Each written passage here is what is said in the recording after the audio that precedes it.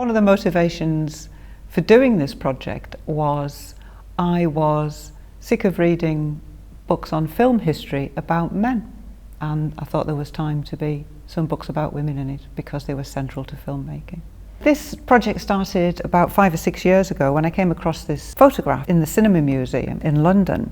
And like most people, I think I was my eye was drawn to the people, you know, that you could instantly recognise in the frame. So there's Alfred Hitchcock is in there, and over on this side is the star Doris Day.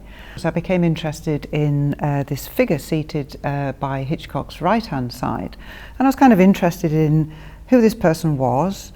You know, she looked very kind of neat and studious, and she had a notepad and pen on her lap, and she was clearly busy working. So I'm wondering, well, who is she and what does she do? So it wasn't too difficult to work out what the film was. So it's The Man Who Knew Too Much, and it was made in 1956 and shot in London.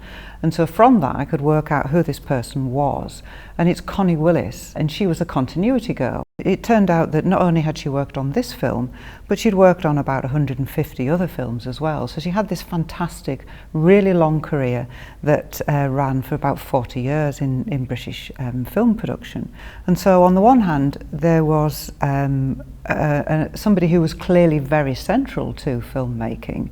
But actually, when you started to kind of look at how you might kind of research and write her history, I ran into problems, you know, straight away. So I'm a film historian, so what I need are archival traces, I need historical documents, I need sources, and these are the things that I use to be able to write, you know, history. So the usual archives that we go to, the British Film Institute, there's nothing about Connie Willis there. And I kind of hit this kind of, you know, wall really. So I made a few kind of inquiries, asked around, asked at the British Film Institute, and found somebody called Dave Sharp, who was the head librarian at the time. And he got back to me in about a month's time, and he was really, really excited. So he said, oh, there are a few records, there are a few boxes. In fact, there are thousands of records. There are 67,000 trade union records relating to film and television production in this country. My next reaction was to be completely overwhelmed, you know, so we go from having one postcard to having 67,000 records. That's a lot of records. But it didn't take us long to work out that the collection was complete from the 30s through to the late 1980s. And in fact, about 25% of those records were women. So first of all, we had, you know, some kind of indication of what the scale of women's involvement in film production was. I then set about putting a team together, a research team.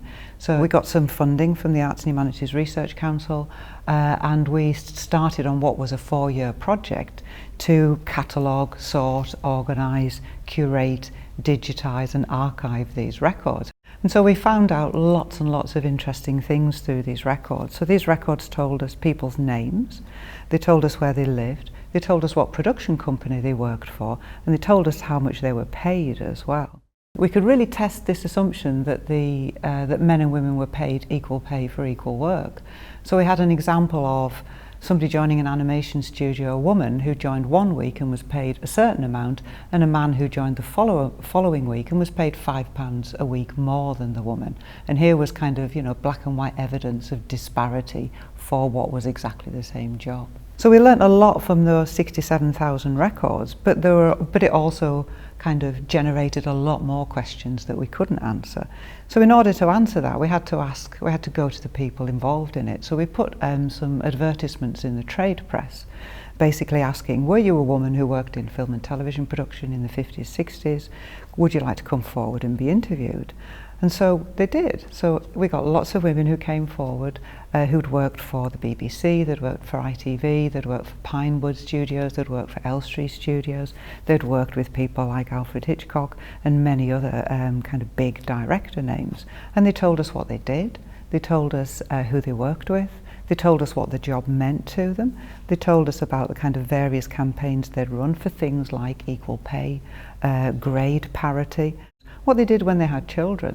So what did they do in terms of childcare? How did they manage that? That's a kind of issue that's still very relevant today, I think. So we learned about women like Linda de Vetta, and she's a makeup artist.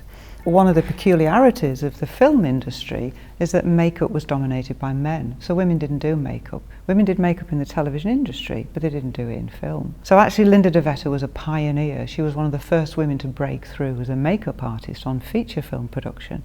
And we also learnt about, well, what does that job involve? Well, it means you have to have technical skills. You need to know how to work with kind of prosthetics, with latex, with modelling tools. You also need really good interpersonal skills because you're working at close proximity, you know, with the actor. So what did we learn from this project and why does it matter? It really gave us evidence, real solid concrete evidence for the first time and in detail about how women made British cinema. They weren't marginal to it or peripheral, they were absolutely central to it.